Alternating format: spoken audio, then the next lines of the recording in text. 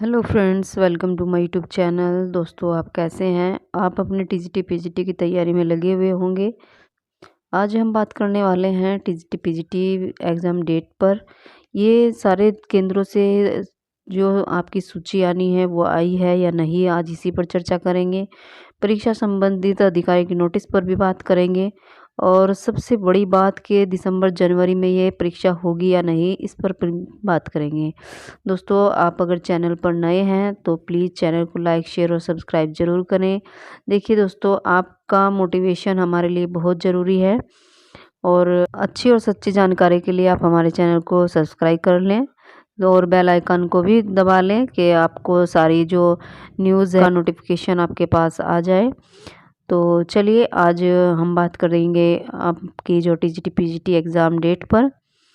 देखिए दोस्तों, आप सभी बहुत असमंजस की स्थिति से गुजर रहे हैं, ये हम सभी जानते हैं।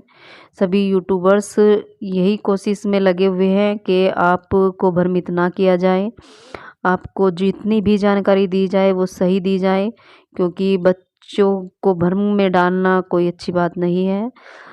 जब तक आपके पास सही जानकारी नहीं होगी, तब तक आपकी जो तैयारी है वो भी सही रणनीति से नहीं हो पाएगी। देखिए मित्रों, ये जो आपकी टीजीटी पीजीटी का जो एग्ज़ाम है, 2 साल हो चुके हैं इस विज्ञापन को आए हुए। 2022 में ये विज्ञापन आया था और 4163 जो पद थे उसके लिए ये विज्ञापन आया था। काफ़ी संख्या में इस विज्ञापन को फिल किया गया है। लगभग 13 लाख बच्चों की सूची है। ऐसा माना जा रहा है कि लगभग 13 लाख बच्चों ने ये फॉर्म फिल किया है। तो आप देखिए कि कितनी मेहनत इसमें करनी पड़ेगी आपको कि 13 लाख में से आपको 4163 पद जो हैं वो फिल करने हैं। तो कंपटीशन बहुत टफ है और इस टफ कंपटीशन को आसान अगर बनाना है तो देखिए बच्चों, आपको मेहनत बहुत ज़बरदस्त करनी पड़ेगी, बहुत अच्छे से मेहनत करनी पड़ेगी। अगर हम बात करते हैं इसके जो एग्ज़ाम केंद्र की जो सूची है वो उपलब्ध हुई है या नहीं, तो देखिए बच्चों, ये अभी आयोग का काम है। उस पर आयोग बहुत तेज़ी से काम कर रहा है, लेकिन जब तक आयोग से कोई ऑफिशियल जानकारी नहीं आ जाती, तब तक आप इसको सत्य ना मानें। आपने अब से पहले भी देखा होगा कि जो आयोग ने ये नोटिस जारी किया था परीक्षा केंद्र की सूची का, जो बांदा से आया था या हरदोई से आया था जो नोटिस, वो अब से पहले कभी ऐसा नहीं हुआ। बच्चों, ये बच्चों को बरगलाने की बातें हैं। ये एग्ज़ाम अपने टाइम पर ही कराएंगे, क्योंकि जब तक सारी आधिकारिक जानकारी आपके पास नहीं है, नोटिस आपके पास नहीं है, कोई जानकारी नहीं, तब तक हम नहीं मान सकते कि आपका एग्ज़ाम दिसंबर या जनवरी में होगा। दोस्तों, अगर दिसंबर जनवरी में आयोग को एग्ज़ाम कराना होता तो अब तक ये आपको डेट कंफर्म कर दिया होता कि एग्ज़ाम इस डेट से है। दिसंबर और जनवरी में एग्ज़ाम करा पाना बहुत मुश्किल है और इस मुश्किल वक्त अगर उनके पास मुश्किल है तो दोस्तों, आपको इस मुश्किल समय को बहुत अच्छा बनाना है।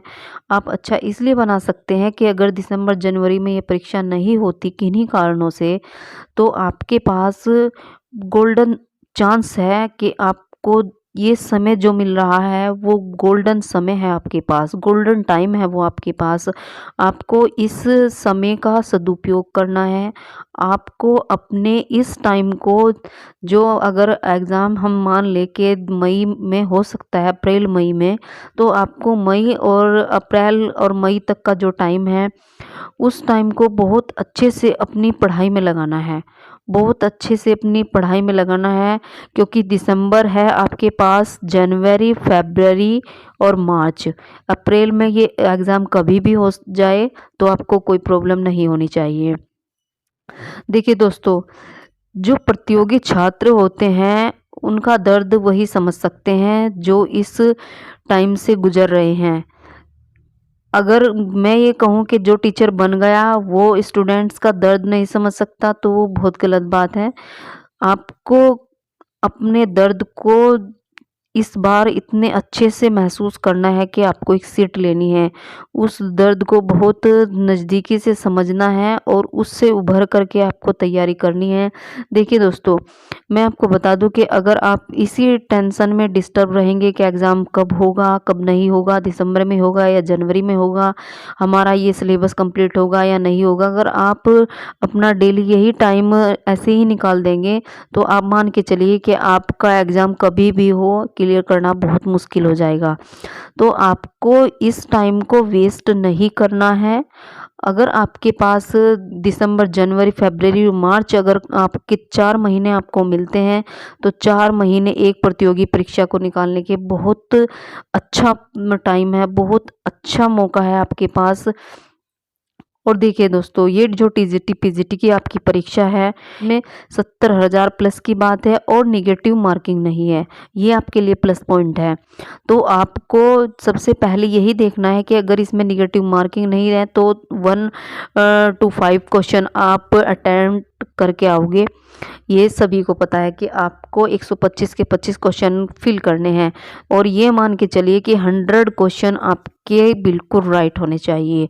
और ये 100 क्वेश्चन आपके राइट कब होंगे बच्चों? ये राइट जब होंगे जब आप लगातार हर एक बुक को जो आपके पास अवेलेबल है उस मटेरियल को बहुत अच्छे से समझेंगे, गहराई से अध्ययन करेंगे और एनसीईआरटी पर आप फोकस रखिए। एनसीईआरटी की आप बुक कंटिन्यू पढ़ते रहिए।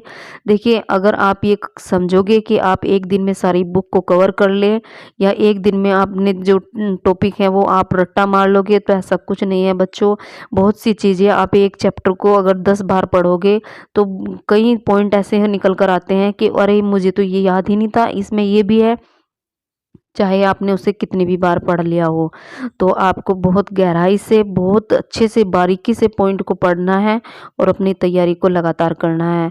दोस्तों, ये मौका आपके पास दोबारा नहीं आएगा, बहुत ही गोल्डन चांस है और आप अगर इस भर्ती में आप एक सीट ले लेते हैं तो आपके लिए बहुत, बस ये समझो कि आपकी लाइफ संवर जाएगी।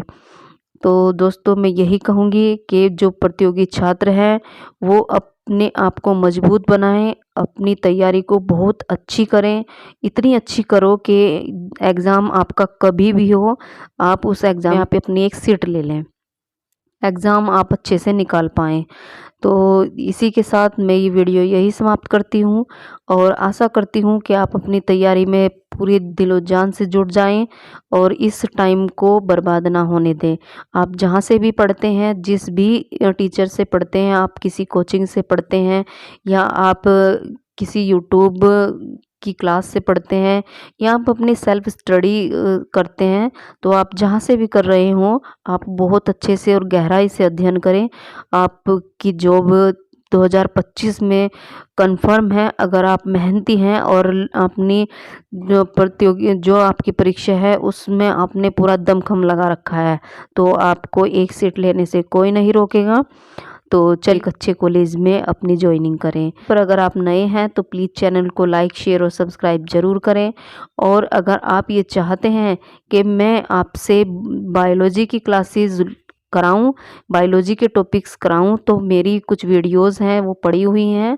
आप अगर चाहते हैं कि मैं आपका रिवीजन कराऊं तो आप मुझे कमेंट में ज़रूर बताएं कि मैं आपका किस टॉपिक पर आपका रिवीजन कराऊं या किस टॉपिक, बायोलॉजी का कौन सा टॉपिक मैं आपको कराऊं। तो अगर आप कहेंगे तो मैं ये क्लास दोबारा से स्टार्ट कर दूंगी।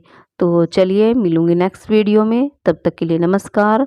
स्वस्थ रहिए, मस्त रहिए और अपनी टीजीटी पीजीटी की तैयारी में लगे रहिए। एक सीट 2025 में आपको लेनी है, इसी विश्वास के साथ मैं फिर मिलूंगी।